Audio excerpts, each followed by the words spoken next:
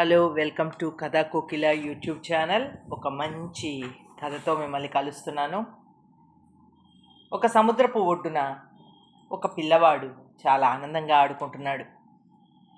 ఆ అలల వేగానికి ఆ అబ్బాయిది ఒక కాలి చెప్పు నీళ్ళల్లో కొట్టుకుపోయింది.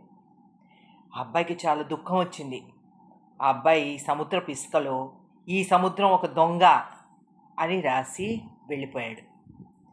కాసేపటికి సునామీలో భార్యని పోగొట్టుకున్న ఒక వ్యక్తి అక్కడికి వచ్చాడు. సముద్రాన్ని చాలా కోపంగా చూశాడు. సముద్రం ఒడ్డున అతడు ఈ సముద్రం ఒక హంతకుడు అని రాశాడు. అతను వెళ్ళిపోయాడు.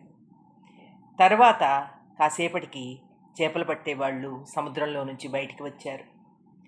ఎంతో ఆనందంగా సముద్రాన్ని చూస్తూ ఆ ఒడ్డున ఈ సముద్రం ఒక దాత అని రాసి ఆ చేపలు పట్టేవాడు వెళ్ళిపోయాడు.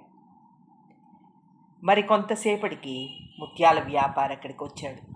సముద్రం దొరికిన ముత్యాలన్నిటినీ చాలా ఆనందంగా చూసుకున్నాడు. ఇసుకలో ఈ సముద్రం ఒక దానశీలి అని రాశాడు. తర్వాత సముద్రం ఈ రాతలన్నింటినీ తుడిచేసింది. ఏం చెప్తోంది ఇది మనకి?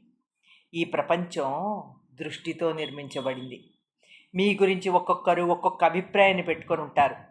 అందరి అభిప్రాయాల్ని తుడిచేసి మీరు మీలా ఉండండి.